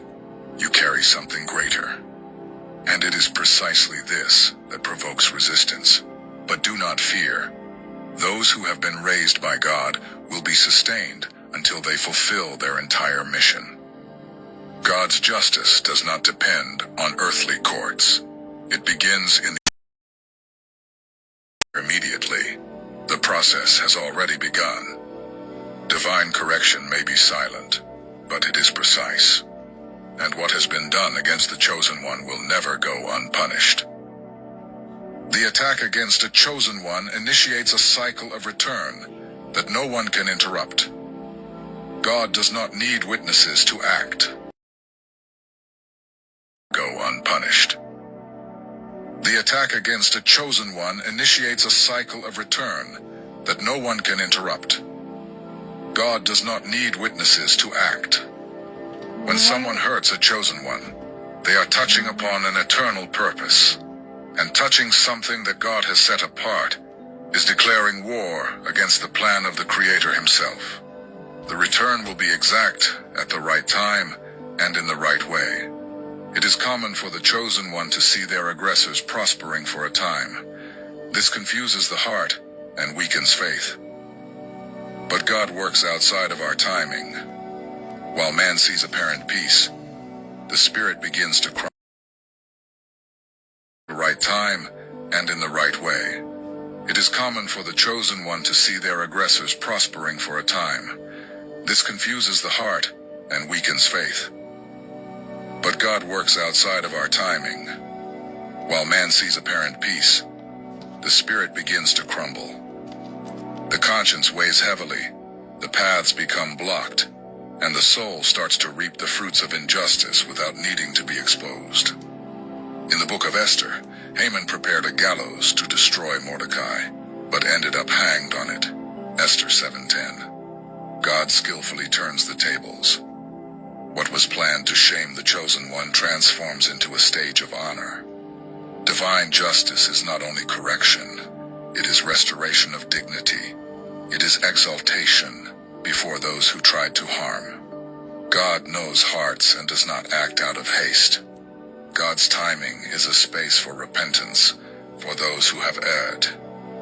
However, if repentance does not come, the return is inevitable. The harvest arrives like a wind that no one can hold back. And when it comes, it is shaped by the same measure that wickedness was thrown against the chosen one. In the meantime, the chosen one is shaped in silence. God strengthens them from within, even when everything outside seems meaningless. Every wound is treated, every tear is utilized, and every pain is transformed into spiritual maturity. The divine response is not just for others to see, it is for the chosen one to grow even more. If you have been betrayed, humiliated, or wronged, stand firm. Even if the return seems delayed, it is coming. God does not fail, and every seed sown returns to the one who planted it. Your faithfulness will be remembered, your pain will be restored, and the justice of heaven will show that no attack against a chosen one goes unanswered. When a chosen one is hurt, betrayed, or wronged, the first reaction is to want to retaliate. The pain cries out for a response. The wounded heart seeks immediate justice. But God's way is not impulsive. He invites the chosen one to something greater, to surrender the pain and trust. Because those who respond with their own hands step out of the field of divine protection. Seeking revenge seems just in human eyes, but spiritually, it is a weight that paralyzes.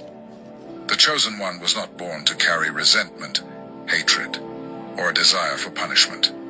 The calling they carry requires lightness and purity of heart. The cleaner the inner self, the freer the spirit for God to act with fullness and perfection. James 4:7 teaches us, "Submit yourselves then to God. Resist the devil, and he will flee from you." Sometimes the greatest resistance is not against the enemy who attacks us, but against the desire to repay in kind. The greatest test for the chosen one is to overcome the carnal impulse and remain at peace in spirit. God does not need the help of the chosen one to dispense justice. He is not distracted, he is not delayed, and he does not ignore the pain of Well, I just like to take notes so that way I can come back and be like, okay, we'll be okay. his people. When the chosen one decides to surrender and trust, they are not being weak, they are being wise. Because God's justice not only corrects, it reveals, exalts, and transforms into testimony. Jesus, the greatest of the chosen ones, gave us the example. When he was betrayed, slandered, and crucified, he did not open his mouth to retaliate. On the contrary, he prayed for those who persecuted him. His victory did not come through reaction but through surrender. He showed us that the higher way is not to retaliate, but to remain in the center. Okay, now you're losing me, and we're gonna go find something about the secret operation to kill the Messiah.